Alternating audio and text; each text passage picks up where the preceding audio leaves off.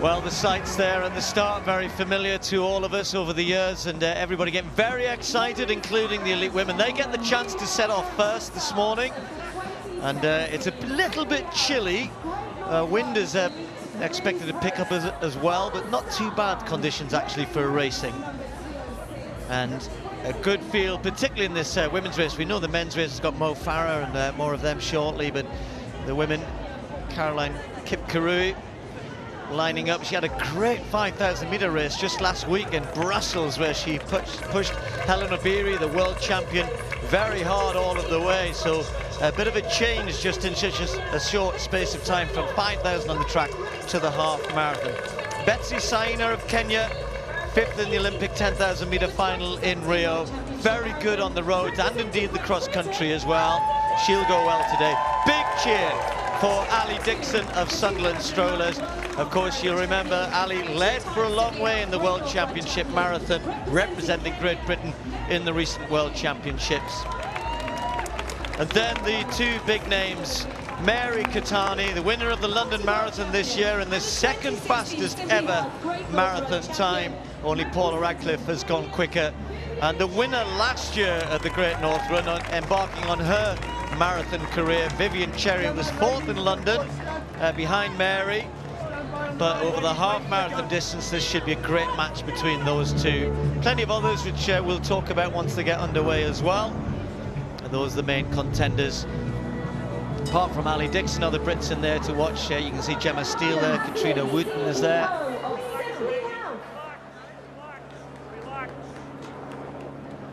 And women, I can just hear being told by Alan Bell was starting to relax. But another 7 or 8 seconds before they... No, they weren't. Not another 7 or 8 seconds, away they go. So the elite women in the 2017 Great North Run on their way already. Lily Partridge well to the fore alongside Ali Dixon also. We'll keep an eye on that British challenge, if you like. And Mary Keitany and Vivian Cherry know each other so well, although Mary hasn't run that many track races over the last 5 or 6 years, and Vivian, Olympic champion, embarking on this new road racing career. A little bit like Mo Farah, really. Vivian Chariot moving into new territory. Paulo said in the preview it should be good contest between those two. Can't really see anybody else getting in the mix. It should be about Mary and Vivian.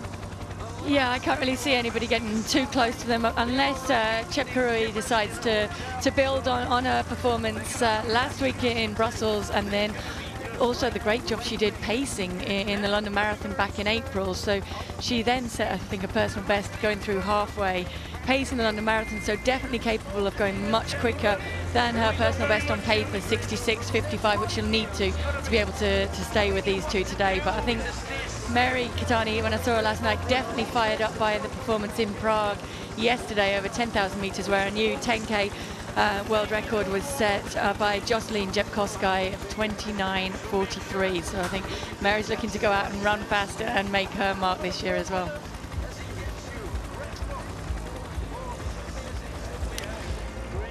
Well, if you're not sure about the Great North Run route, we'll be showing you a course map shortly, but this first little bit, the women actually start on the first uphill section, and then they'll drop down, and then the two parts of the central motorway meet as they go across the Tyne Bridge after about 1.5 miles. But already ahead, the wheelchair racers across the Tyne Bridge. There they are, Andrew. Yes, this is a few moments ago. Josh Cassidy leading out Rafael Botello of Spain. Cassidy, 3 times a winner of the Great North Run, won the London Marathon in 2010. And just that there are subtle gradients in this course, and Cassidy, a bigger man, just struggled a little bit going up the hills, but this was a few moments ago, going through the 2-mile mark just about, and Cassidy out in front, and Lakatos there, the Canadian, a much slighter figure, great track racer. How will he adapt to the half marathon road? And this is as it stands now with Cassidy. The gap he has 7.5 minutes, and they come up a little bit of a rise away from the Tyne Bridge, and now it is in his favour. He's a much more powerful figure than Lakatos Cassidy. Great road road racer, Cassidy Lakatos, a sort of slighter figure, and I wondered how he would adapt to road racing. And we'll try and give you some of the splits and news of Sammy Kinghorn and Manuela Schär of Switzerland, the favourite in the women's race. But there we go, there's an example of it, because it's just it's a coast there for Cassidy. It's a series of efforts you give in wheelchair racing, and on this course in particular, you can get a little bit of a breather. In the women's wheelchair race, there are just 3 involved: Kinghorn, Manuela Schär and Liz McTernan, so we'll keep you updated with news of that. Yes, what's generally referred to as a bit of an undulating course, although it does drop in total from Newcastle to South Shields, which is where we are sitting. I'd like to say the sun is shining and it's a beautiful day, which we often do at the Great North Run Day, but it's a wee bit chilly this morning. But as I said, pretty good conditions for running, and if that wind, it's meant to pick up, but if it will be with them pretty much the whole way. A bit of a westerly today. Paula made the point that when you turn at the seafront, sometimes you can find the wind in your face there. But Mary Keitany seems as though she's already setting out with a bit of intent here. Kip Kiarui slotting in behind her. Chariot, Masai moving across as well. But looks as though Mary Keitany is not going to be hanging around too much, Paula. No, she's definitely set out with intent there, and the others are a little bit slow to react to that. Kip Kiarui took a little bit of time. Vivian Chariot in the yellow socks and the pink top on the inside also did cover it, but took a while to respond to that. And Magdalene Masai really moved up quite quickly. They know that when Mary Keitany hits the front and she starts to move away, this is a serious move. This isn't somebody just toying with the field and seeing if anybody's going to react. This is her setting out to make it a hard run the whole way today. So just about to complete 1 mile there, still on the Newcastle side, and they'll cross the Tyne Bridge, as I said, after about 1.5 miles, over to Gateshead, past the 2 mile point. They make that turn. You've just seen Josh Cassidy going down. He'll be by Gateshead Stadium, then they move up to the Hewitt roundabout, ahead towards Whitemare Pool. At that point, you're just about at halfway, and then head down past Hebburn Jarrow, my old track on the left there, down to past the Lindisfarne roundabout, and then up John Reid Road, heading towards South Shields, Temple Park area, through the Nook, and then down towards Marsden. The big steep drop to the seafront and turn left along the Leas to where we are at the finish line in South Shields. And you can see the profile there as well. Well, this is the chasing pack. Brent Lakatos there in second place. Just gone through 5K in 10.5 minutes. It's Josh Cassidy, the Canadian, out in front, but Brent Lakatos, another Canadian, and a man who mentioned has dominated. There we are, Cassidy. And Lakatos there, Lawson just behind him, Simon Lawson, and Boteo Jimenez of Spain in fourth place. He's in the blue helmet there. But this is the chasing pack. Josh Cassidy out in front, and Lakatos, who set 5 world track records in 10 days in May and June, and then won the gold medal in the 100, 200, 400 and 800 in the World Championships. Trying the road now, and looking towards the Commonwealth Games perhaps next year, where the marathon will be a full medal event, and he's going to contest the Berlin Marathon in 2007 at the end of September. But they're all chasing at the moment. Josh Cassidy out in front and by a distance at the moment, and Lakatos trying to separate himself from Simon Lawson and Rafael Botelho, and making a bit of progress.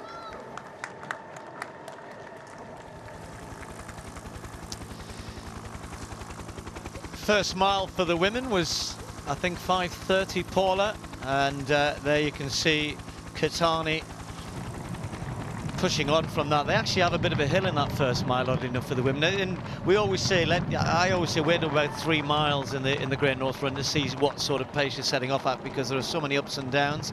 This is down on the Central Motorway, the underpass, which will take them up back onto the Tyne Bridge. But yeah, it's the sort of day when, as I said, we're sitting here looking at the wind is starting to pick up already. But if that wind is following them, I mean, you get 10, 11 fast miles, Paul, or even if the last mile is tough. It always is tough here anyway, but you can certainly a day where they could run quick. Yeah, it's definitely a day, and it's a day as well where you want to run quick because it's a little bit chilly out there. It's good conditions for running fast times. Certainly nothing that's going to inhibit them setting out at a fast pace. And yeah, I think they always expect that when they turn onto the seafront here at South Shields, there's going to be a wind, but you can also see the finish line, and you know that you've only got a mile to go along there, so you can pretty much hold on for that with the support you're getting from the crowds as well. Overnight we had a new world best in the 10K on the roads. Jepkoskai in Prague running 29:43. I mean, that's phenomenal running. And I don't know, is there a bit of a shift now in terms of what people are expecting in terms of fast times? She's also the world record holder in the half marathon as well. Yeah, and she had set a previous 10K world best en route to that world best in the half marathon. So she's definitely really ticking those times off and putting them away on the roads. I'd like to see a race on the track to see what she can run on the track. If you can run 29:43 on the roads, then you can certainly give the likes of Vaiana a very good run for their money on the track, but she doesn't seem to be too interested in racing on the track at the moment. Yeah, just kind of moving the bar, isn't she, as to what's good on the roads as well now. And both, as I've just said, 10K and Paula saying the half marathon as well. So the likes of Mary Keitany got some new targets there. Having run so well in London, run so fast in London, as I was saying, only Paula has run quicker. And it was Kipkurui who set the pace that day, a fast pace, and she's in the race here alongside Keitany in her own right. And off that fast 5,000 meters, I just always wonder, Paula, you know, when to run a fast track race, to come back almost a week later to run a half marathon, that's not so easy. I mean, we expect athletes to be able to run both. I know you ran some good times when you're running your marathon. You went back on the track and ran fast. But within a week, or isn't it been more than a week now, 10 days? 10 days or so, isn't it? But it is pretty close. But then 5,000 meters, quite often in a build-up for a half marathon, I would race 5K on the roads.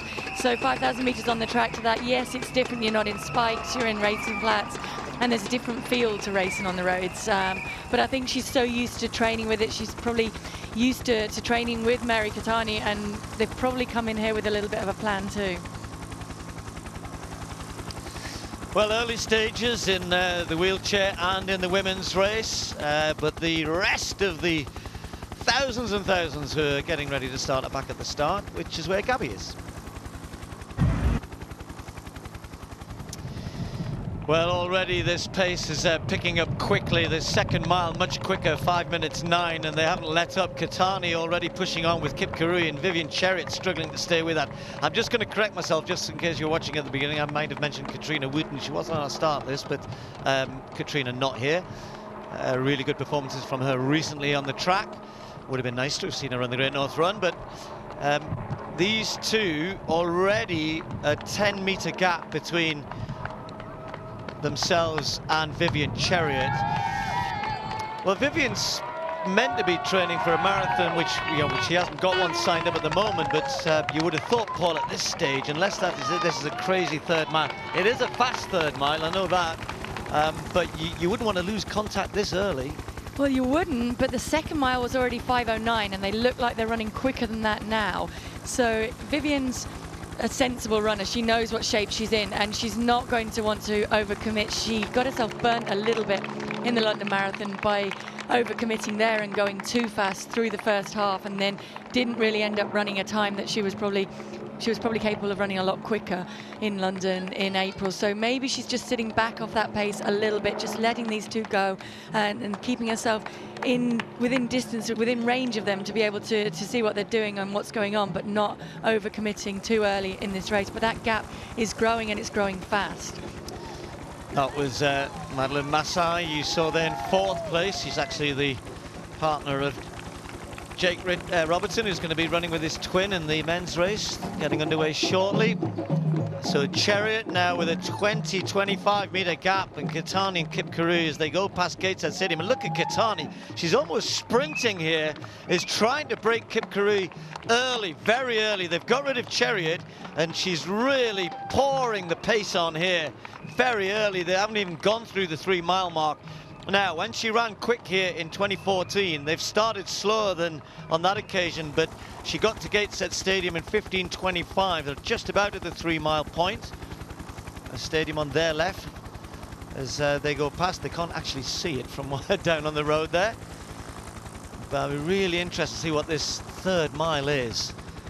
Probably under 5 minutes, Paulo, every likelihood of being so. Well, it looks like it is from the shots of her run in there. She's really racing hard, and I wonder if she's trying to, has anybody told her whether the 10k mark on this course is legal and whether she can actually challenge Jeb Kosgei en route to a half marathon? But she's certainly set out with a vengeance and really attacking hard here. But she gets a little bit of a gap, but then Kip Kurui closes it very easily as well. So I think they're both in very good shape, and by working together, look, she's not happy now. She wants her to come and take a turn at the front, I think.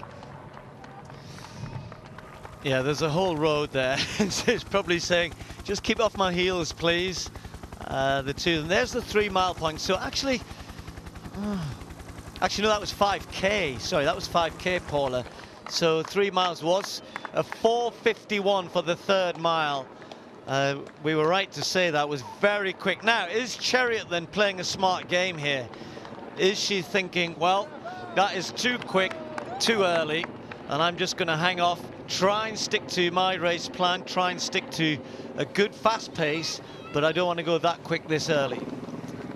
I think she's probably just running her own race at this point. She knows that if she goes that fast, then she's going to pay for that later in the race, so she's sticking to her race plan and running at the pace that she knows that she's capable of and capable of maintaining through to the finish. I mean, for Mary Keitany building up for the New York Marathon, well, first weekend in November, she's looking in very good shape at an early stage of that marathon build-up, so she's going to go back into a hard period of training, but she's already in very, very good shape, clearly from the start of this race so far. So she's looking to go back into another hard block of training after this in preparation for New York. But for those ladies getting ready to race her in New York, she's looking in good shape so far.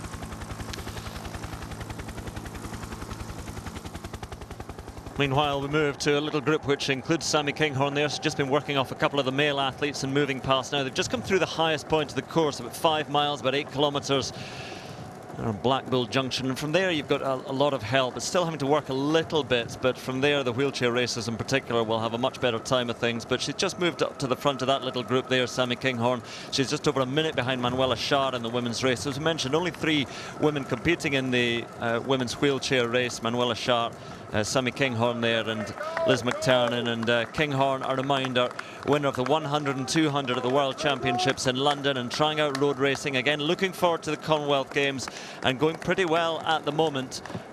And in the men's race, Josh Cassidy was out in front by some distance, and still is though, although Simon Lawson I think has closed in on him, so too Brett Lakatos. And there we have the splits, in fact, for the men's through 10k. Cassidy and Lawson just 5 seconds behind now with Lakatos, so that might be interesting in the closing stages. But looking at Sammy Kinghorn, and they have crested the slope now, and she's working alongside these 2 athletes here as a little chasing group.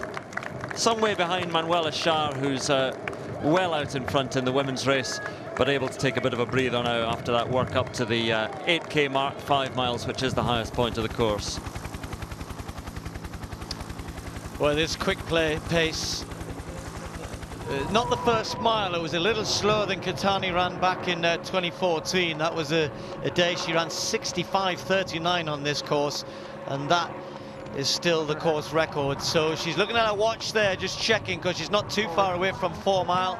And meanwhile, how Mo does today, but in those next 2-3 years with that new challenge, and the challenge being set down by Mary Keitany to stay with her, because she's going quicker and quicker, 5 minutes and 4 seconds through the 4th mile, and look what that's done. She's continuing to keep the pressure on and is moving away. Kip Kurui now being hauled in by Vivian Cheruiyot. That'll be a battle for 2nd and 3rd at this point, but Keitany with a big lead before 5 miles.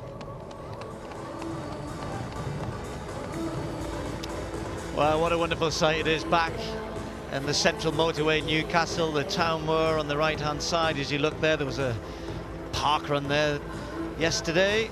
Andrew Cotter was I was going to missing. do that one. No, I was going to do that one, or the Rising Sun one in just north of Wallsend, but went for a long run somewhere else instead.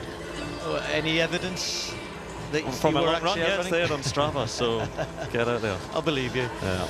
Well, at the front, Mo Farah, so Dathan Ritzenheim behind him there, will be introducing the elite athletes in just a moment or two, but the whole of the central motorway, both carriageways, all the way back, almost up to the Cowgate roundabout, full of about 40,000 people ready to go in one of the world's greatest races. We might be a little bit biased in the Northeast and say it is the world's greatest race, but we might let one or two others put their case forward as well. But certainly today, very proud of this race and the athletes it brings, including this man here, Faisa Lilesa, the Olympic silver medalist from 2016, who famously made that gesture there. And more about that as we go through the race. Perhaps Zane Robertson, the two New Zealand twins here, hoping to take on Mo Farah. Both of them showing that they can run good half marathons. And Bernard Lagat, well, like Farah, what a brilliant track career, world champion, Olympic medalist, second fastest ever at 1,500 meters, great 5,000 meter runner, and has shown that he's capable of running quick on the roads as well. Great to see him on Tyneside once more. Well, last year he led for an awful long way and only gave way to Farah in the closing stages, finished second, Dathan Ritzenheim of the USA. And there'll be a huge cheer. They probably can't see him all the way back down the central motorway there, but they'll be delighted that they're lining up with Mo Farah, attempting to win this for the 4th year in a row, as the sun finally breaks through. And of course it breaks through because Brendan is there ready to start. He's in control of everything here, including the weather. And what a great moment I'm sure it is for him. No longer in the commentary box with us, he's got a much easier job, starting the Great North Run, and away they go. Brendan Foster sets them on their way. 2017 continues the story of the Great North Run. Mo Farah leading the way as 40,000 others follow in his footsteps. The most famous stretch of road between Newcastle and South Shields, perhaps one of the most famous sights in world sport, the start of the Great North Run. And Brendan, I'm sure, will be trying to cheer as many of them on their way as he possibly can. And he was saying earlier on about how much I think he's been looking forward to this, and why shouldn't he? This was his idea, his inspiration. So many others who played a part over the years, and he'd be the first to admit that. But he's the man, he's the king. It's all because of Brendan Foster. And he may well have a sore hand, a sore arm at the end of this, I'm pretty sure. Well, he's asked others to do that job, so he's got to sample it for himself finally once more. I think he got some stick from Anton Deck a couple of years ago as well, because I don't think they were expecting their hands to be quite so sore after they'd finished high-fiving so many people crossing the start line. But it's a great place for Bren to be able to stand now and look back at what he's created and how many special memories he's brought to so many people who've run this road, myself included, and have really enjoyed it time and time again. Well, it takes a good while for everybody to cross the start line, and Brendan will stay there for all of it, I'm pretty sure. I'm not even sure that Brendan could have envisaged what would happen to this event over the years, as it's grown in size, it's grown in stature, it's grown in reputation as well. The organisation has grown, but the one thing that is still the same is that very first year, it's all about these people here, it's all about the thousands have come to take on the challenge, to have their day and their own personal race.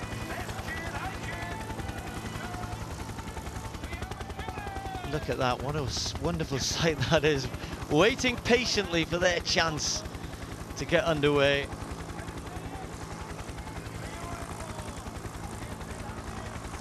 Standing becomes a little shuffle forward, and that turns into a little bit of a walk, and then eventually breaking into a run. And if you're very lucky, maybe a sprint at the end, who knows?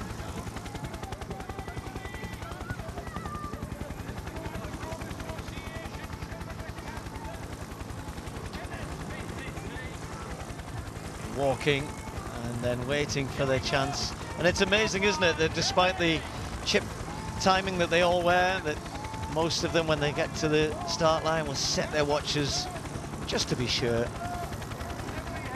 Just to look at their splits on the way as well. You've got to be able to check they're not going too fast, especially in the first 3 miles here, where you can get carried away, although the fact that there are so many people is an advantage too, because you can't go too fast in the early stages, and that's a good thing in a half marathon. It's a good thing in a marathon that you just held back a little bit and then can do your faster running later on in the race. It's incredible, isn't it? It's a sight which never fails to inspire. You kind of go to a football match and, you know, you look at 50,000 people. Mind, there wasn't that many at the match I was at yesterday. Anyway, but when you put them on a road like that, lining up, it stretches all that way back. Well, there they are, finally some of them getting their chance, and as I said, it'll take a good 10 minutes or so for everybody to get through the start line. Lots of club runners still. You can see a good few club vests down there. So many people running for charity. They're running for their own personal stories as well. Some in fancy dress. Actually, it might be a day to wear fancy dress today. A little bit chilly down at the start run. They'll warm up once they get moving. Look at the crowds there on the central motorway, welcoming athletes from all over the world, and indeed those runners further back who've travelled here from all around the UK, all over Europe, and much further afield as well.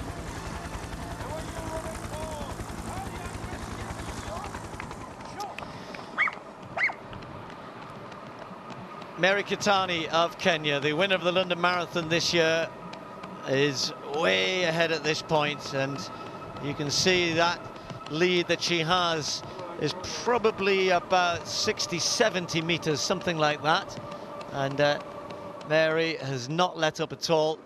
There's second place, and as we were saying earlier on, it's about not getting sucked in too early to go and chase, and Vivian Cheruiyot didn't do what Kip Kiruyi did. She waited.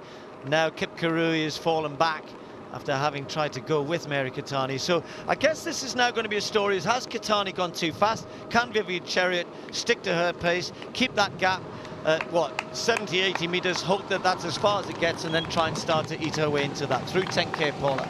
Yeah, I mean, it's very possible that Mary Keitany has overcooked this. She's done that in the past, but she also has gone out very hard in the past and been able to hold it. We're just getting the 10K splits coming up now. Mary Keitany through 10K in 31:35, and it's a 14-second gap back to Vivian Cheruiyot. So I think she has closed it a little bit. The 4th and 5th miles for Keitany did slow a little bit to 5:04 and 5:10. But then that 6th mile was back sub 450 for that mile. So she's picking it up when she can, and she's certainly maintaining the same rhythm. And it's a much quicker second 5K, 15:34 for the second 5K. The first one was just outside of 16 minutes. So she hasn't, the first mile was really the one that held back that first 5K though. After that, she's pretty much maintained it, and just the ups and downs in the time are with the ups and downs of the course. So taking advantage of the downhills to be able to put in quicker sections. You can see in the background there, Vivian Cheruiyot maintaining that contact, and I think she has closed since the last mile split. Just give you a quick update while we watch this of the men's wheelchair race as well. Josh Cassidy was through 15K just over 31 minutes and 8 and 9 seconds behind Simon Lawson and Brent Lakatos. And in the women's race through 15K, Manuela Schär leading by almost 2.5 minutes, just over 2.5 minutes from Sammy Kinghorn. Kinghorn continuing to set quite a good pace though. So the men's and women's wheelchair races won't be too far away from the finish. So they're going through 15K, and in fact the men's race up to about 17, 18K now, and 21K a half marathon. Well, we'll keep you up to date with the wheelchair and the wheelchair of both races. It won't be that long before certainly the men are at the finish, but the elite men just going across the Tyne Bridge. First mile, a pretty swift one actually, 4:33.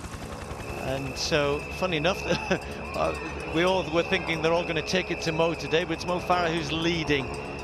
And lots of talk in some of the interviews I was doing on Friday, apart from Mo, and around the hotel of, yeah, this is the time to race Mo Farah. And the Robertsons, they talk a good game, the two New Zealanders. Faisal Alessa is right at the back of that group in there. Ritzenheim, one or two others as well. Chris Thompson can see there in the long socks. Chris getting plenty of cheers. Some of the other British athletes. See Mark Hudspeth as well, Morpeth Harrier in that group.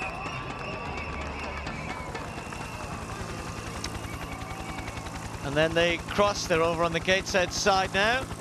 Just a little rise up back from the river. Zane Robertson now at the front. And then they'll take the left turn, which puts them onto the Felling bypass. And that's when the race really starts to get moving. And we'll usually get to the sort of first 5K and see what the split is, then see how they've averaged out those first 3 miles, which are a little bit up and down. And as I said, you can get a quick mile, slow mile, quick mile.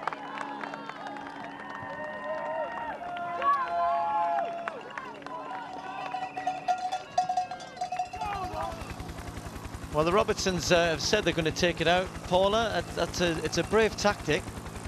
It is. I mean, I think it's very easy to talk a good game, but you've got to actually come out on race day and race it. But they've done that in the past. Zane's run sub 60 minutes and Jake's run just a second outside of 60 minutes. So they're very capable of doing that, as is Dathan Ritzenheim. And I think when we saw Mo go to the front over the time bridge, maybe that was an attempt to just slow it down a little bit, because it was Dathan who did most of the running through that quick first mile, and then Zane Robertson now helping him out. You can see Tewelder just moving up there as well, and Mo now tucking in and settling into that pack. He went to the front a little bit. Maybe he just wanted his picture as he came across the town bridge, leading the race across there, or maybe he was trying to control the race in these early stages.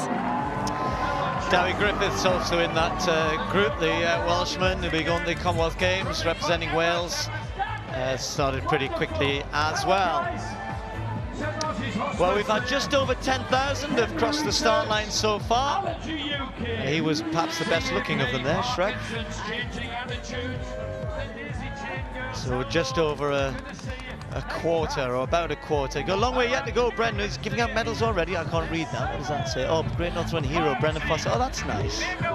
Well done, Bren. Somebody's taking the trouble to give him that. He looks he looks really pleased. He looks really pleased.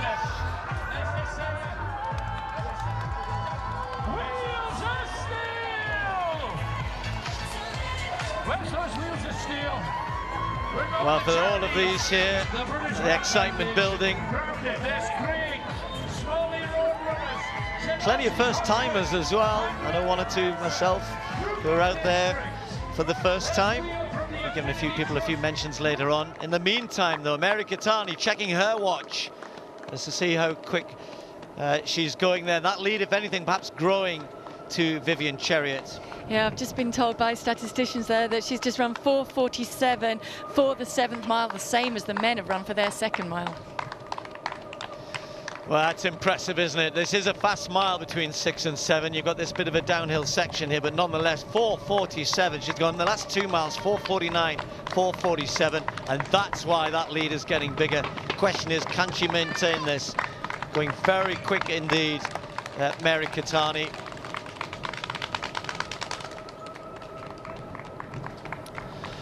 Well, meanwhile, in the men's wheelchair race, which is the advanced party getting near to the finish, a big change actually, because you cannot see Josh Cassidy there. He's been dropped, just coming into the top left-hand corner of the picture. He'll appear in a moment, but out front it's going to be a great battle. 400 meters to go, and just beyond that you can see, because it's Brent Lakatos and Simon Lawson together. There's Cassidy just appearing at the 800 meter mark, and Lakatos, and you consider he's the 100, 200, 400, 800 meter champion from the World Championships, that he would have a great finish. And Simon Lawson, who has been 3 times runner-up in the Great North Run, it's him against Brent Lakatos here, and then the second Canadian, Cassidy, back at the top of the picture there in the red, who led for much of the way. But Brent Lakatos, who has dominated on the track over the shorter distances, and you see 300, 250 metres perhaps to go now, and it's a cracking race developing here between Lakatos and Simon Lawson, but Lakatos surely will have the finish. Just taking a pause here, but it's Lawson who hits the front, and does Lakatos have a response? Simon Lawson out in front, heading for victory, and Brent Lakatos doesn't look like he does have anything to respond. So the great man of the track is beaten here in the Great North Run, and it is going to be victory for Simon Lawson. Very quick time as well, and over the line he comes to win it 3 times. A runner-up in the Great North Run, now the champion, beating Brent Lakatos, and the other Canadian, Josh Cassidy, who was out in front for so much of the race, comes home to take 3rd place. But what a moment for Simon Lawson to take that win, to take that scalp of Brent Lakatos, even though Lakatos was trying out on the road for the first time. He's such an accomplished track racer, but it'll be Josh Cassidy home in 3rd. He did lead for, well, almost all of the race until the final 1 or 2 Ks. But it's Simon Lawson, winner of the men's wheelchair race in the Great North Run. Well, a great view of Gateshead Stadium, and just while we're looking at that, I just wanted to take a minute to mention one of athletics' great coaches who sadly passed away last week, and he coached so many athletes who ran at Gateshead Stadium. Gordon Surtees, well known in this part of the world but throughout British athletics. Gordon was a big influence in my early career, with my coach as well, and he coached some great athletes in the 70s, the 80s, 90s, and even into recent times, the likes of Eakin Billy and Tony Morrell, Colin Walker, Becky Lynn. He's a great man, a great fixture, and he would have been here, he would have been at the Great North Run every single year. He's a great coach, Paula. He was someone who really cared about the sport and spent a lot of time following it, and some very fond memories of the support that Gordon gave us at races and on training camps. I remember seeing him recently when I ran the Sunderland Half Marathon out on the course, cheering us all on there. So thoughts with his friends and family, and he'll be very much missed. Yeah, thoughts of Vera and the family, and I know so many people in the world of athletics will be attending Gordon's funeral this week.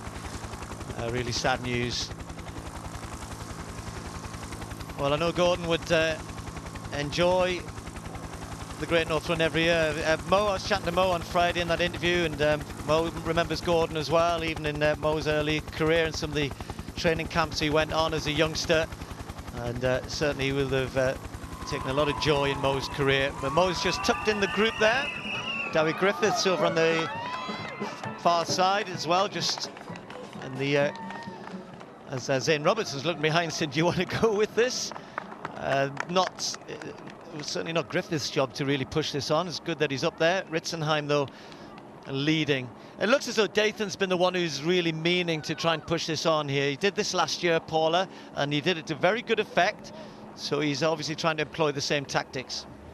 Yeah, he knows the course well now. He will have prepared well for it. He wants to come here and he wants to run well. He wanted to win it last year, and he really gave it his best shot, but he just wasn't quite able to run the finish out of Mo on that occasion. Maybe he also recognises that this year and this summer in particular, with the last couple of races, that maybe Mo isn't quite in the shape that he was last year, so he wants to test him earlier on for the beginning, and he's starting to open up a little bit of daylight there. You saw Zane Robertson in the blue vest looking around, probably looking for his brother Jake to see where he is within that pack, and to see are they going to work together to cover this move from Dathan. But it's actually Lilesa who's moved around and has slotted into that second place, and sheltering maybe a little bit from the wind, although at this stage, and looking at the way the flags are flying here, I think they have the wind at their backs.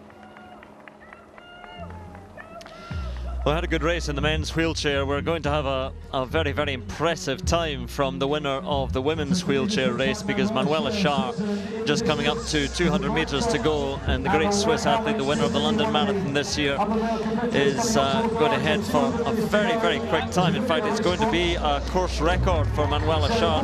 The mark at the moment of Amanda McGrory, 49.47, and she's going to be inside that. She's going to be inside the world record, but it wouldn't count as a world record here on this course because of the overall drop, but still a hugely impressive time from Manuela Schär. Long way clear of Sammy Kinghorn in second place, but she crosses the line in about 48.42.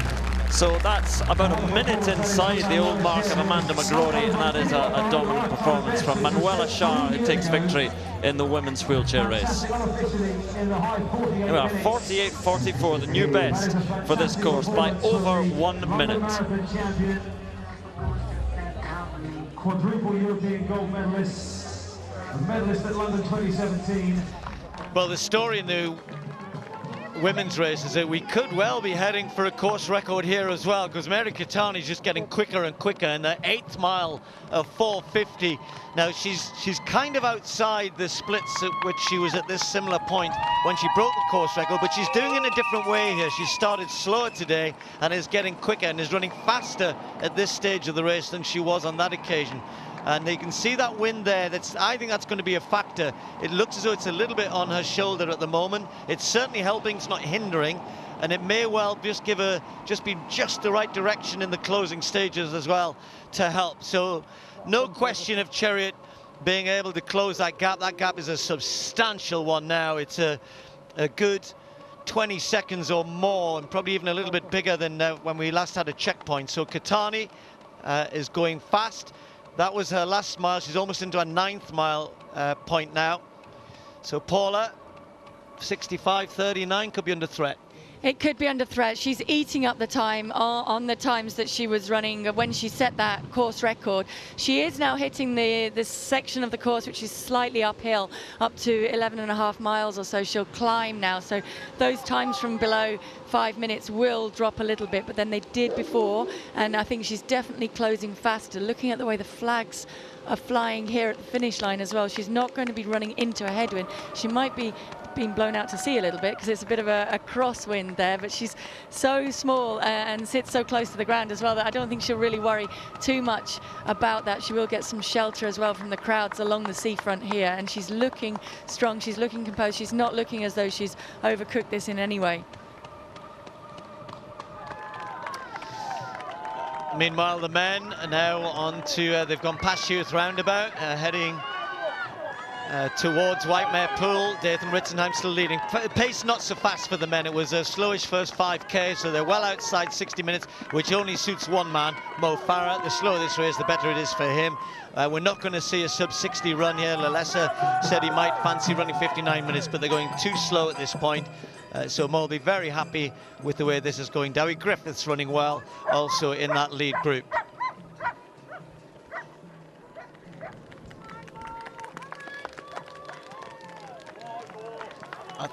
We're just looking on a computer. Theoretically, they're on a world record for the 3rd mile of 3 minutes 40, and then a very slow 5:50. I think that should be 4:40 and then 4:50, which seems a bit more sensible.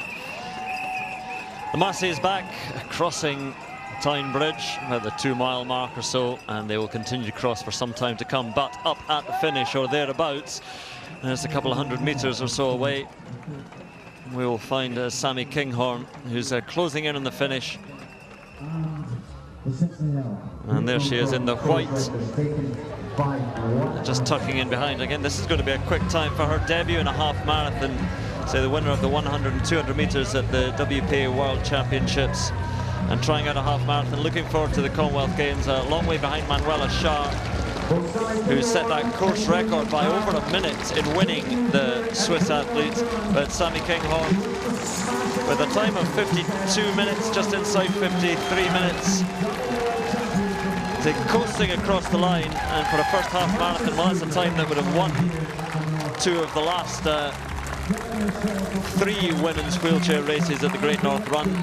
So very impressive debut from Sammy Kinghorn.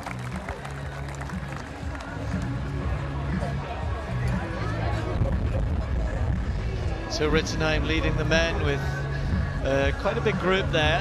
I know it's early stages, but no real shake-up here. Ritzenheim not running quick enough to really break this up. So Farah and Dewi Griffiths.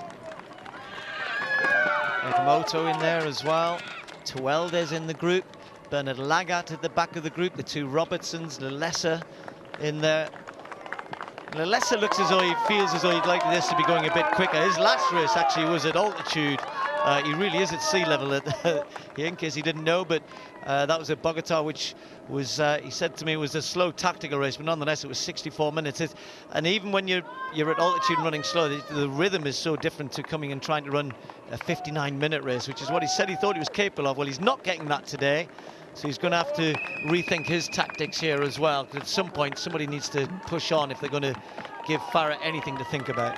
Yeah, they definitely are, and it's definitely not going to be Bernard Lagat who's sitting at the back of that pack, and he'll be quite happy that it's going at this pace, quite comfortable just sitting in and letting the other guys stretch out as much as they like and being able to cover that. And it seems to be just coming down to Dathan Ritzenheim. No one else, aside from Zane Robertson a little bit, has taken much of a turn at the front of this race, and they are leaving it up to Dathan.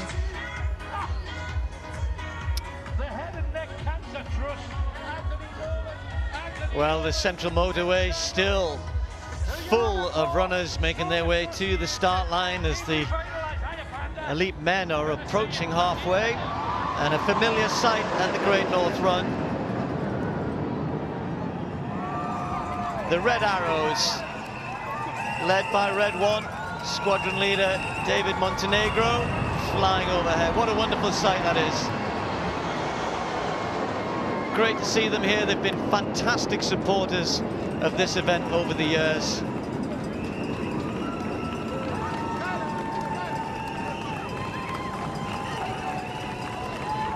Superb sight, as ever.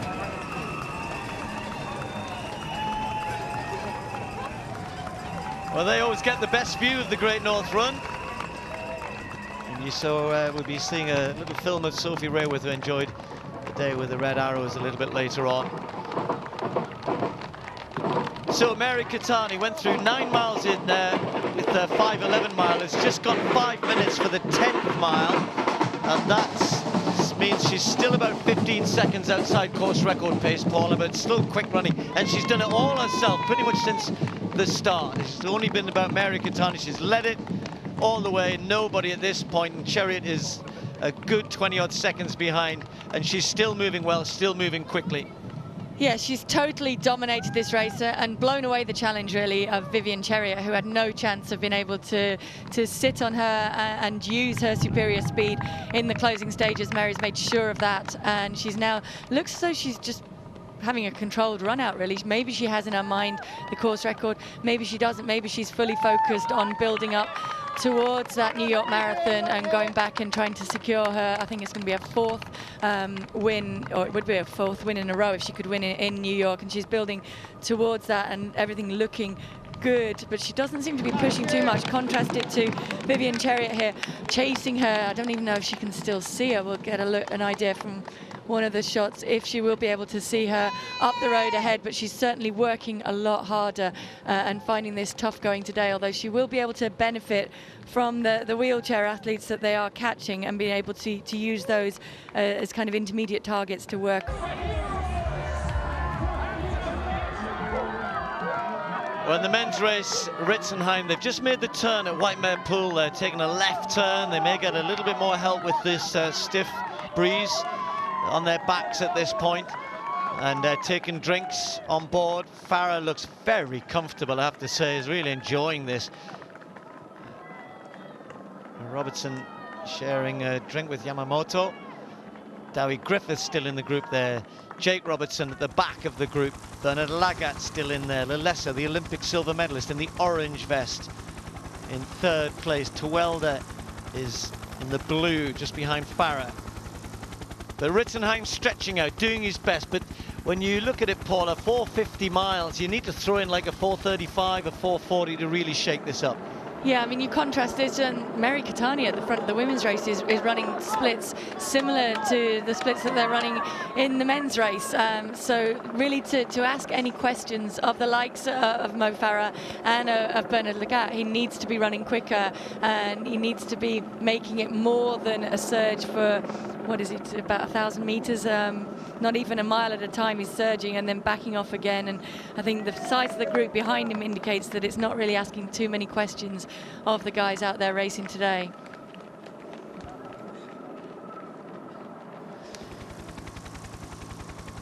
Well, the men's pace at the moment, they're almost a minute outside sort of 60-minute pace, 61 pace, something like that, which is why there's a group still there. Strong group. Dewi Griffiths, who's only a 63-minute man, he's there now. It's almost halfway. He may be just beginning to feel it a little bit there on the back of the group, but he must be really enjoying, and it's a real commitment for him to get up there. And if he holds it together, and maybe as this group folds up, breaks up, that he can start to pick people off. Well, there you go, finally a quick mile there, 4:36. That's maybe why Dewi Griffiths just struggling a little bit, because it's a little bit of pace on from Ritzenheim. It is one of the quicker miles, 4:36 through that section and through 10k in 29:19. And as I said, that's a good sort of 30 odd seconds, 40 seconds off 60-minute pace, but they can't pick up. And Ritzenheim doing his best there to make sure Mo Farah doesn't get too easy a ride, but the crowds won't mind. That's the man they come to cheer. Just gone round the Mill Lane roundabout there.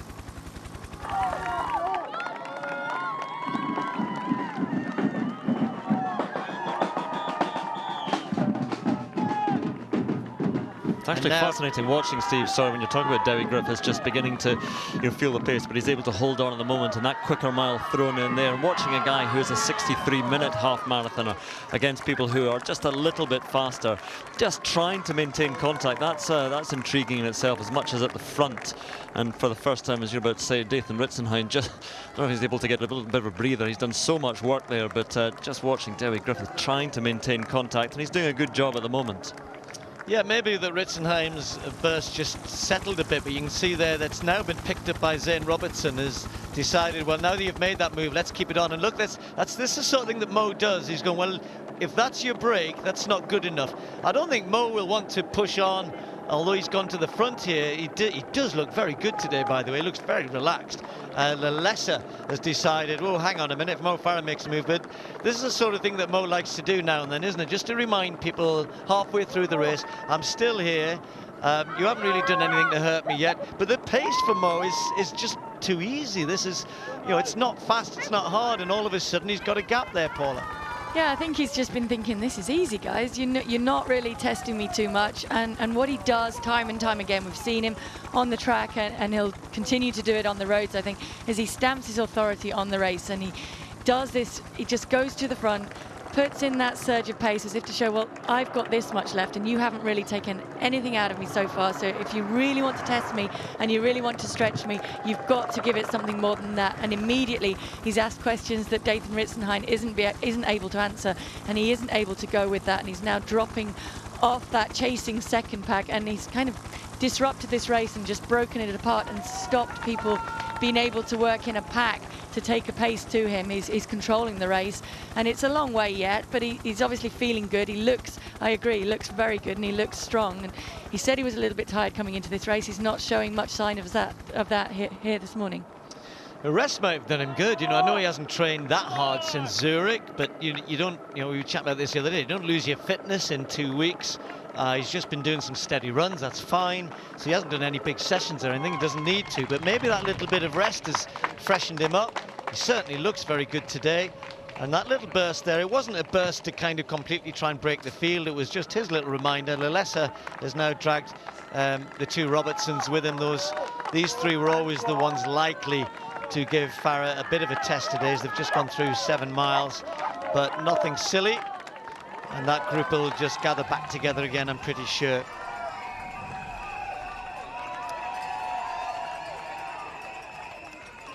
Tyne Bridge will stay full like this for a good another 10-15 minutes as they make their way onto the Gateshead side. Great support as ever on the Tyne Bridge.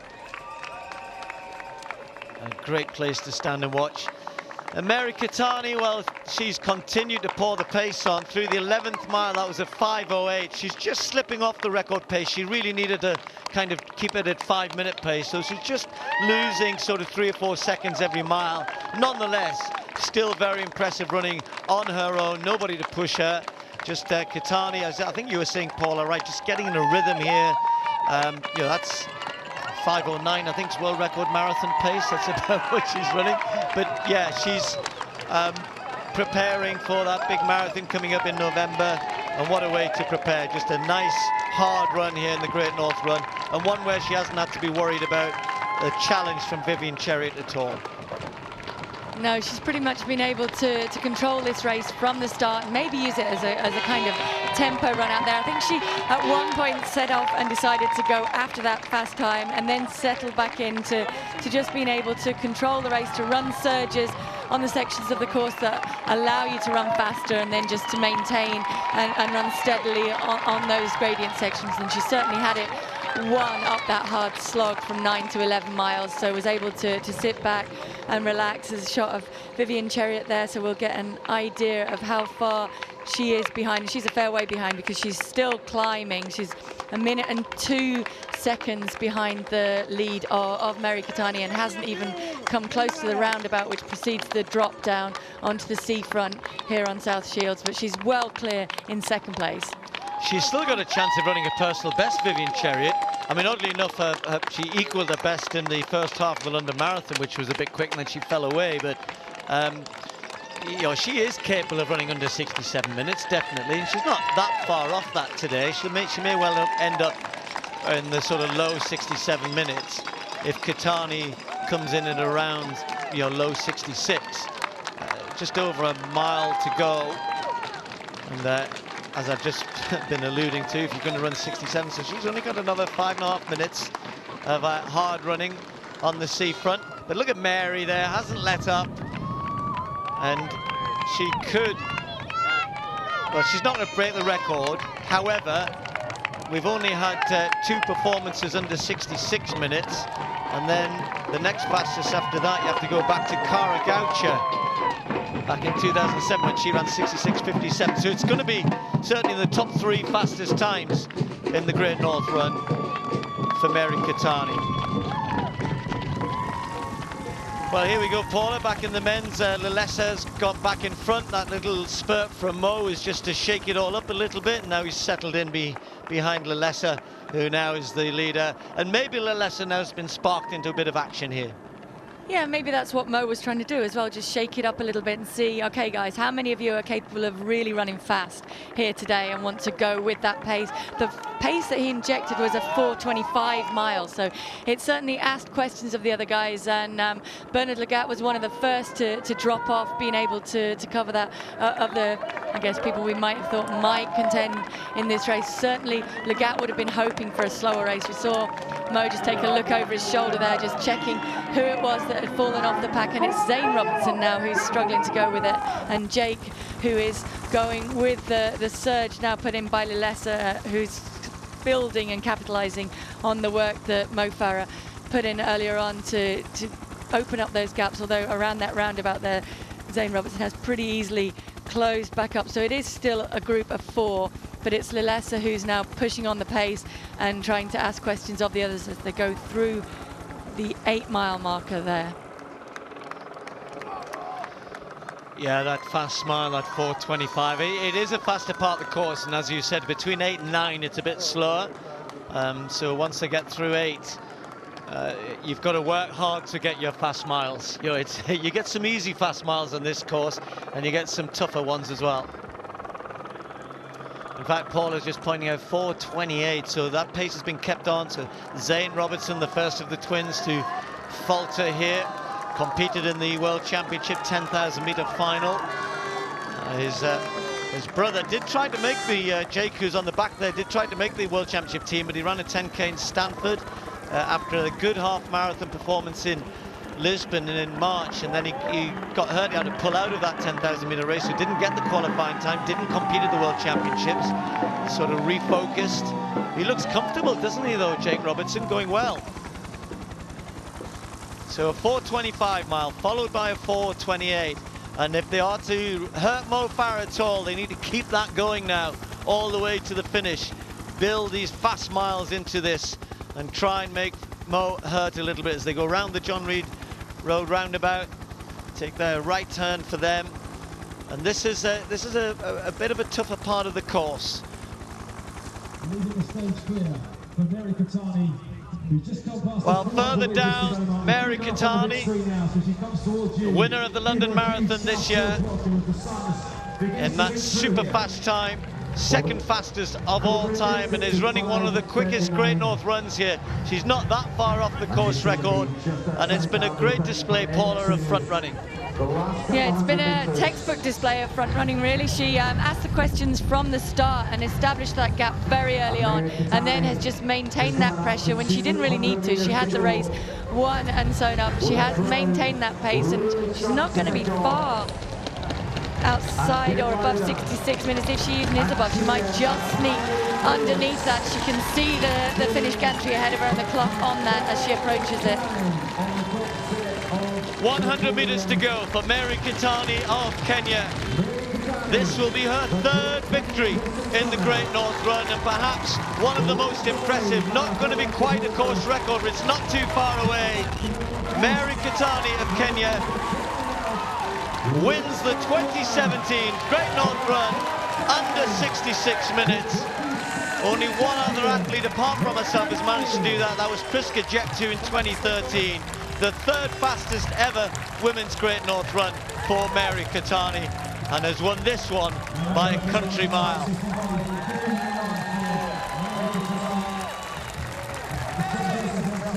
So Keitany, never troubled, always in front, always forcing her own pace, really. Vivian Cheruiyot couldn't do anything about getting on terms. And Vivian Cheruiyot herself, just keeping an eye on the clock, is probably just going to maybe just going to slip out of her own personal best time. And I'm doing a disservice to Paula as well. 65:40, of course, I should have mentioned with Keitany and Priska Jeptoo. So Keitany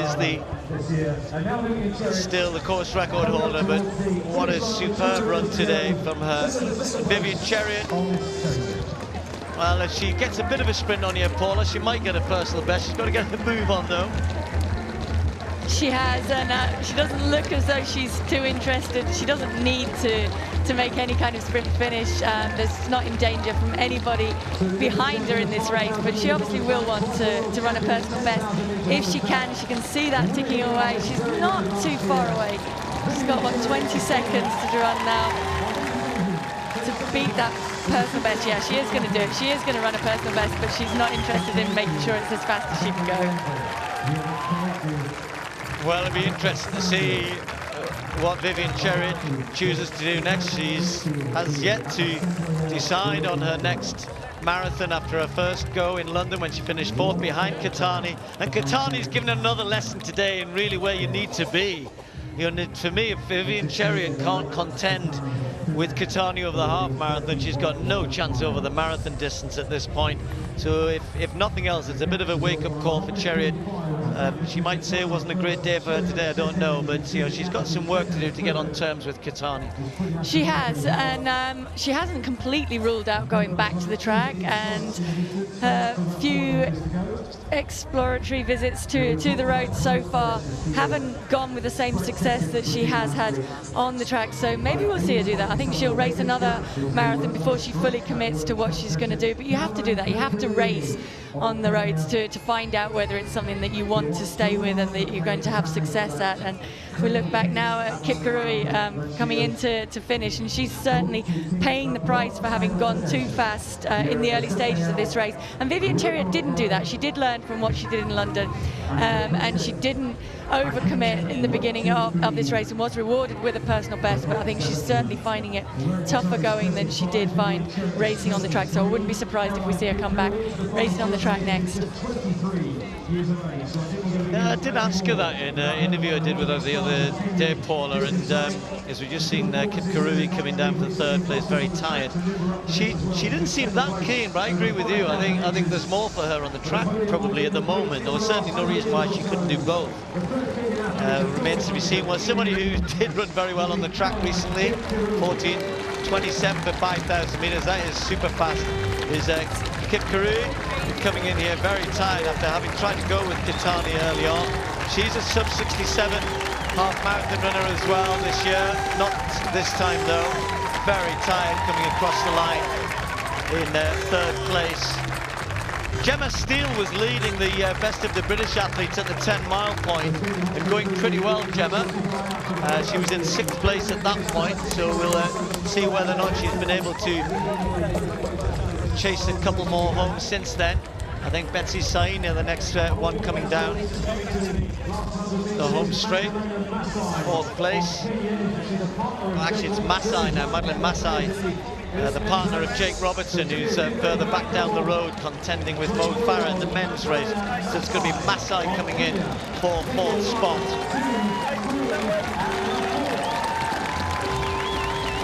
And I think Gemma Steele, Paula, we can see is closing in on 5th place. She's in 6th at the moment, not too far off 5th. Yeah, I think it is a fair distance back to 5th there. It's not a distance that she's going to be able to make up, but she has run well here today, Gemma. She's struggled a little bit recently, but this is a much better run from her today. She looks as though she's very tired and overstriding a little bit there. She can see 5th place ahead of her, but I think she is just going to run out of road to catch Betsy Saina, although Betsy Saina does look very tired at this point as well. Yeah, Betsy Saina is just about going to hold off the charging Gemma Steele, who's obviously put a big effort to catch her. So Saina finishes 5th. Gemma Steele in a season's best, inside 72 minutes, 71:30. A better run from Gemma than we've seen in recent times. And Lily Partridge, the next British athlete to come in. Lily Partridge chasing down. Those two with Ali Dixon had been well up, and Gemma Steele has managed to forge ahead. So Lily Partridge coming in will be the 2nd British athlete home in 7th place. Yeah, and a good run from Lily. She spent a lot of time this summer building back up, as we can see. Ali Dixon just a couple of meters behind, a couple of tens of meters behind Lily there, but Lily spent a lot of time this summer building back from quite a serious injury, and will be going on to run a marathon later this month. So best of luck to Lily in that. And the next one to finish just behind her, Ali Dixon. There she is, a local girl. Sunderland stroller just up the road. Of course, we're here in South Shields. That's going to be a season's best for Ali Dixon as well. 72:30, thereabouts for Ali Dixon. 8th place.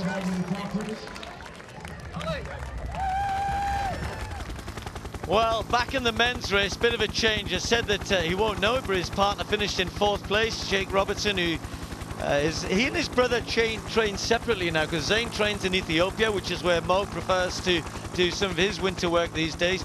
Mo used to go to E10 in Kenya. That's where Jake trains, Jake Robertson. So these two have pulled well clear of the Olympic silver medalist, Lilesa. There he is, struggling now as they move towards the 10-mile point, heading towards the Nook. And Mo Farah still looking good, still looking comfortable, but those two did look the best, didn't they, a couple of miles back. Robertson looked comfortable, Mo's looked good all the way through this, so no surprise that it's those two now who are left to contest this. And still they come across the Tyne Bridge. Interestingly, we're just watching the finish of the women's elite race and the men's to come. In the men's wheelchair race, it was a great win for Simon Lawson. I thought that Brent Lakatos, a great track sprinter, was going to finish here, and I think he thought, we've spoken to him since, he thought that he'd gone across the line there. He thought that the line was where those two rubber strips. And then you see him, he suddenly goes, I've got to go again. And that gave the edge to Simon Lawson, and he wasn't able to get back on Simon Lawson's wheels. So Brent Lakatos, he hasn't raced over 10k before, any distance further than that. So racing a half marathon, something very new to him. You can see him actually smiling a bit there. I've got another 200 metres to go, but he thought the two rubber strips coming across the road at the 200-metre mark were timing strips, was the finish. So Simon Lawson, all part of racing, that gave him his first victory in the Great North Run, and Lakatos had to settle for second place with Josh Cassidy in third.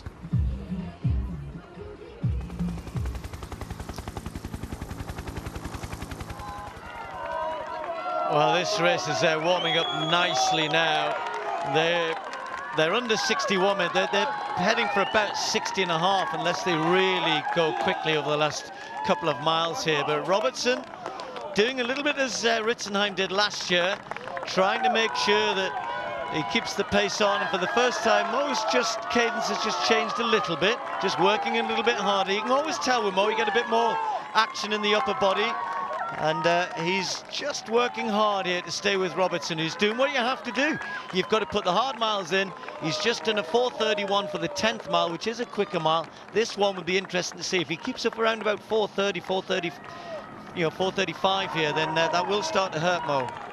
Yeah, it will, and I think you're right, Steve. You can tell from Mo's expression, you can tell from the way he starts to just swing his right arm a little bit more as he gets more put under pressure, and also gets a little bit of a frown on his face. You can see that he's starting to work a bit harder. He's not playing with the field anymore. He's fully committed and he's having to work hard in this race, but it means a lot to him to be able to win here, and he will hold on and hold on. And if he's still in contact like that when he drops onto the seafront, then he'll know that the race is his.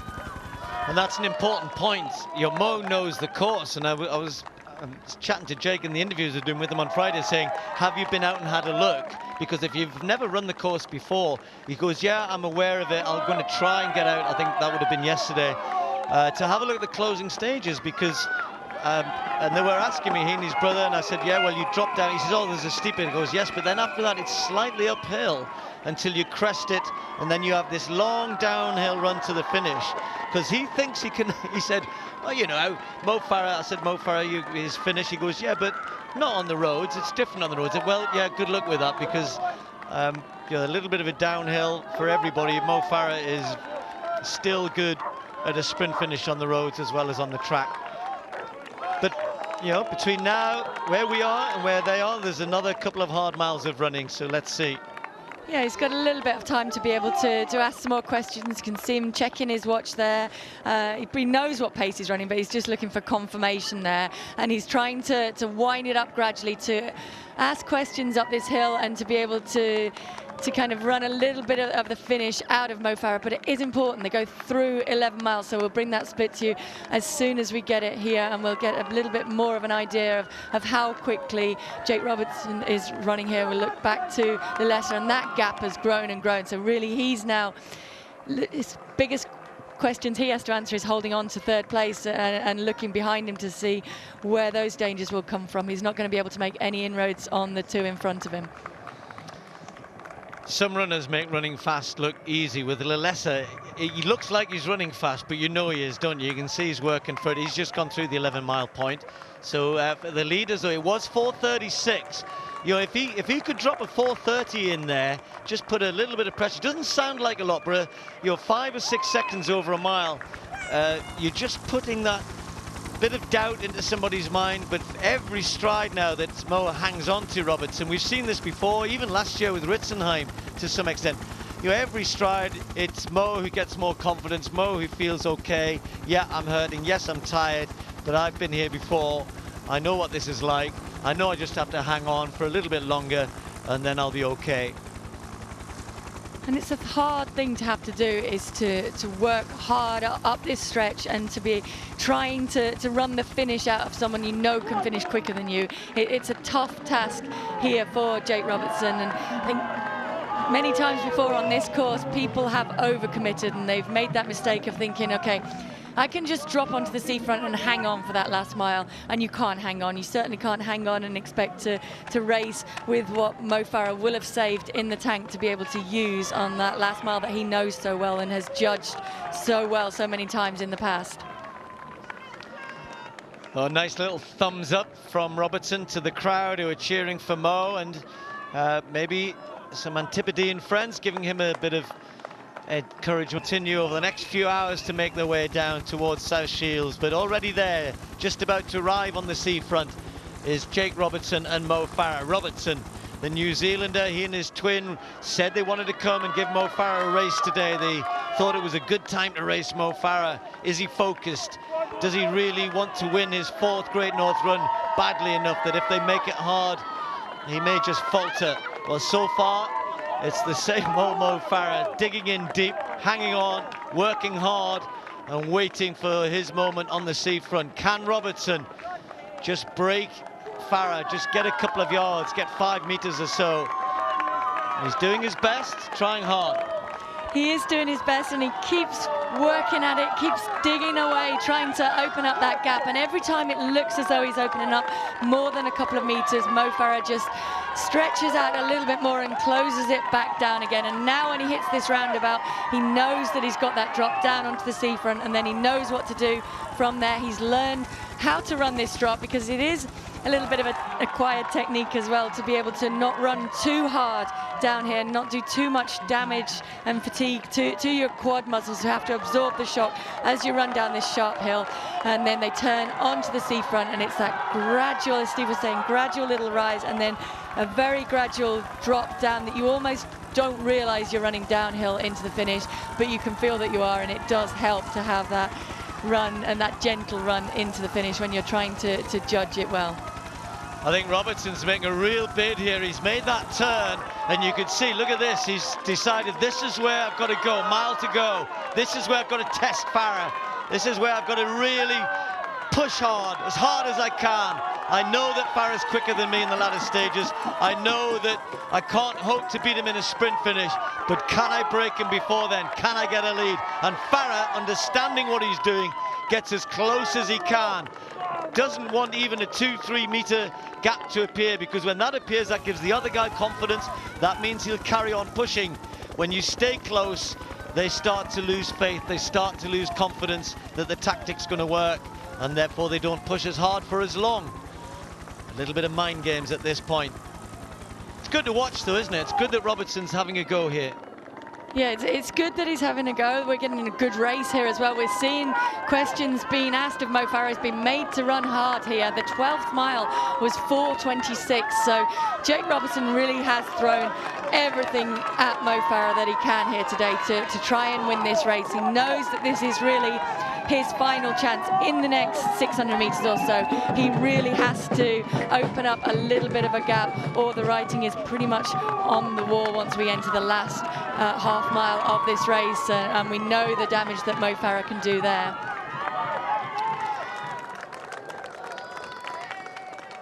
The Olympic silver medalist now on the seafront as well. He's clear in 3rd place. Zane Robertson's behind him. Dowie Griffiths was still going pretty well. There was running close to Dayton Ritzenheim a couple of miles back. We'll update you that when they come down towards the finish. But Robertson and Farah locked together. 20 kilometers, 1.1 kilometers of running left. Farah, well, when he's going to move up to the marathon, of course, this is only halfway, and he'll have to learn to dig in deep for much longer than this. But so far, this time, he just needs to concentrate again in this last kilometer. Less than a mile of running, and Mo Farah looking good again as they've started the long run down. And as we look up the seafront from where we're sitting, we can just about see them in the far distance. The big crowds gathering as they get closer and closer to the finish, and the noise and excitement building at the end here. They want a Farah win, Paula. Yeah, they definitely want to win from Mo Farah here today, and he wants it too. And as he sees that big sign there, 800 meters to go, he knows that this has got into his territory, and it is hurting him. You can see it on his face. He's had to work hard for that, but he also will have kept something in reserve, and he'll have planned out when he's going to make his move here now, and it won't be too early. He'll leave it late, but then it will surge hard, and it's going to be very, very tough for Jake Robertson to be able to respond to that. Well, Jake Robertson's got one of those faces that it would be good if he was a poker player, because there's no sign of stress, but I'm not sure that he's going to be able to raise anything extra to challenge Mo Farah. By contrast, Farah looks as though he's working hard, looks as though he's having to make a real effort here, and he's going to leave this as late as possible, because they are heading down into the last few hundred meters here, and Robertson keeps applying the pressure, keeps pushing, looking down at the road ahead of him, doing everything he can. 400 meters to go. That's the bell if you're on the track. Last lap, last chance to try and break Farah. But the pace they're running is, for Mo Farah and his normal sprinting standards, this is pretty slow. And Robertson, there he goes again. You can see trying to lift once more, and Mo's thinking, no, that's enough. That's as good as you've got, so thanks, Jake. It's been a great race. You've pushed it hard, but I'm away now. And the crowds can start to celebrate, and Mo Farah can celebrate. This is what they wanted to see. This is what they've all come for. The great hero of British distance running, the great hero of British athletics. The man who has won 10 global gold medals on the track at 5,000 and 10,000 meters. He's called an end to that part of his athletics career, but not to his road running. Back to winning ways at the Great North Run. His 4th title. Mo Farah is the champion again. Jake Robertson of New Zealand in 2nd place. Just outside 60 minutes in the end. It was a fast last 3 miles. And Farah is tired. He's very tired, but he'll be absolutely delighted that he can now go away and rest. It's been a tough 2017 in terms of all of the pressure that was on him to deliver in his home World Championships. The gold medal in the 10,000 meters, the disappointment in the 5,000 meters, which he put to one side. He won again in Zurich. And he did what everybody wanted him to do, is come here to the Great North Run and won again. You cannot, I say this time and time again, as we see Lalessa coming down towards the finish, you cannot underestimate the competitive juices that flow through Mo Farah. He just does not give up easily.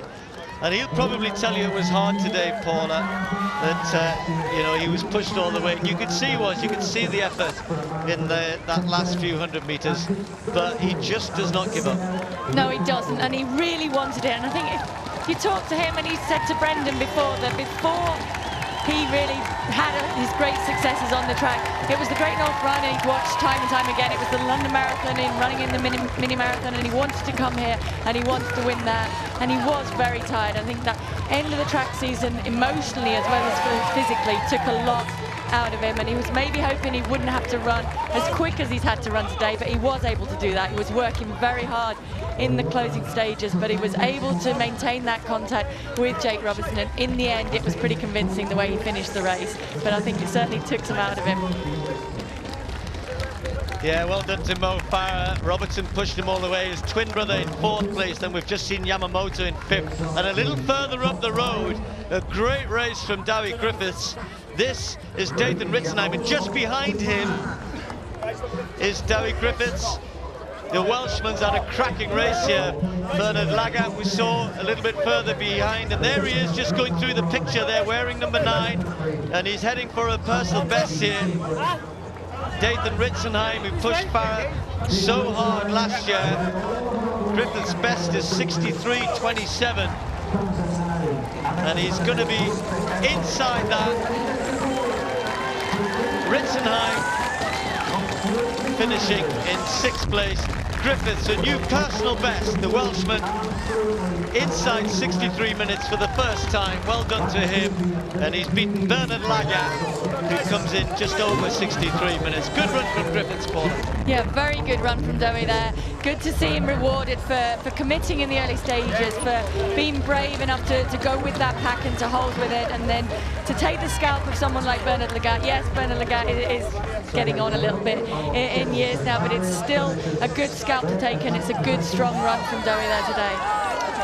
Well, congratulations all round.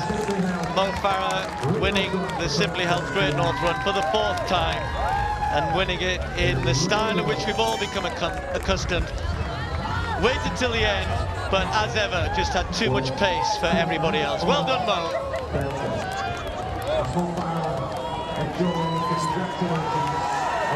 Incredible Mo Farah, and that was tough work for him there at the end, wasn't it? 4 in a row.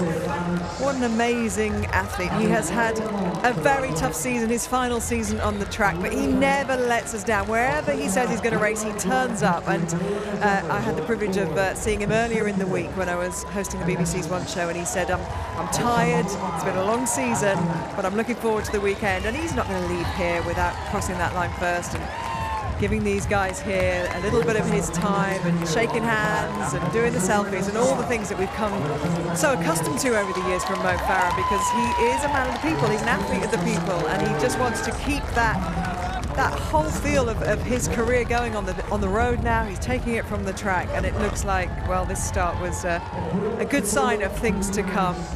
It was interesting, actually. He also said he feels that his road career, he said, I've got to peak twice a year, i.e. 2 big city marathons a year. And the way he sees it, that's a lot easier on his body. It's going to be a lot easier for him to manage the expectation as well. And we will talk to Mo Farah a little bit later on. He'll be coming up to the studio. But until then, Steve Cram, could you just mop up all the results of those races for us, please?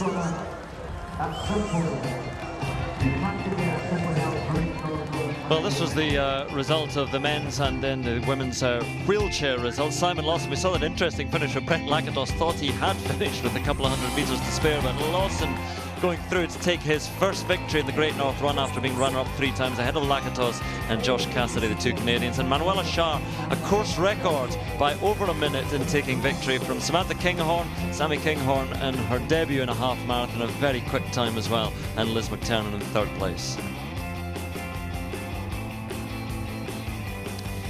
So in the women's race, Mary Keitany had it all her own way. It was about her on the clock, and in the end she ran one of the quickest ever Great North Runs. Only Paula and Priska Jeptu and Mary herself have run quicker than that on this course. Vivian Cherritt with a personal best in 2nd place. Long way behind though. Kip Karui very tired in 3rd. First of the British athletes could return to some sort of form for Gemma Steele, finishing ahead of Lily Partridge and Ali Dixon.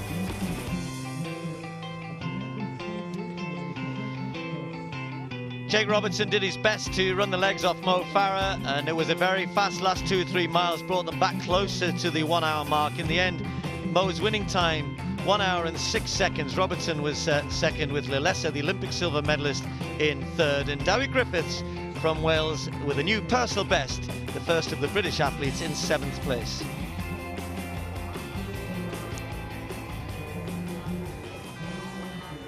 And don't forget, as we turn up, he is indeed, Steve, a very tired Mo Farah, has to be said. That was tough. That was really, really tough. I'm sore everywhere. I've never been this sore.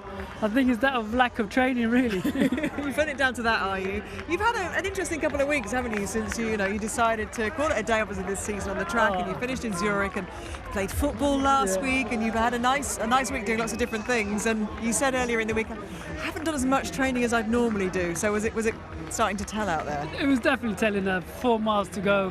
I was just hanging on, gritting my teeth. 2 miles. As we got closer, I managed to believe in myself and just dig. And I was thinking, if I can just sit on him, at the end I can sprint. We know you can do that, yeah. We know that's not going to be a problem, the kick at the end, and you can transfer that from the track onto the road, and it's hopefully something, a signature we're going to see in your road career, that kick is still alive and well. That definitely, that kick works for me, and it's nice to be able to just come win my 4th time here. I've really enjoyed competing in the last race in the Quayside here and get great support, and I've been enjoying myself and just living the dream. Now your season's over. Finished, over. yeah. Holiday Is it on the relief, beach the somewhere. overwhelming feeling for you right now? Yeah, no, definitely. It's a relief. I'm just, I'm so pleased how the season's gone, and looking back on it, it's been amazing. And it's time for a new start. Before that, I did a little holiday with the missus, chill out, and then come back fresh. Lying on a beach with sunshine and maybe a cocktail in your hand. Is that how we should imagine Mo Farah over the next 2 weeks? Yeah, definitely. Slow-mo. Now, yesterday, Mo, all the athletes were finishing their seasons in the Great City Games and telling us, what their treat is. And that, I know you lead a very abstemious and very strict diet to get yourself into the kind of shape you're in. So what's the one thing that you head for? What cake or treat do you head for? I was so jealous yesterday when I was watching the City Games. And everyone was saying, I'm going to have this, I'm going to have that, Rooney and the rest of the guys. I'm looking forward to sticky toffee pudding. I'm one of these people loves the And the hotel apple pie we all stay yeah. in before the race, I noticed last night when I got back and was ordering my dinner that it had sticky toffee pudding actually on the menu. So maybe they can get you some over here for that. But when you reflect, because it's time now for you, I suppose, to reflect, will there be time when you're on holiday just to look back at this incredible career? Because you've lurched from one championship to the next, one season's planning to the next. Have you ever had time to take stock?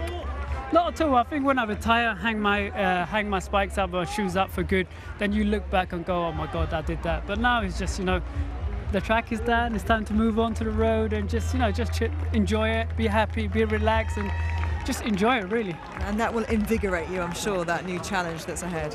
Yeah, no, I'm excited. I'm really looking forward to it. Excited. It's gonna be tough. The long run. When you look at all these more people, miles. and you've 7 inspired people. so many of them and so many people to get running and to get up and do something, and you are such a fantastic ambassador for the sport. So thank you so much for coming up here, because I know you were enjoying that chair down there that you just relaxing on. I'm tired. And, We'll let you go relax a little cool. bit. Thank you, enjoy that everyone, who sticky toffee supported me. pudding. Just want to say thank you to everyone. Absolute pleasure. I think everybody knows just how much you appreciate that support. Let's get back outside, because there are so many great stories there, and JJ Chalmers has covered just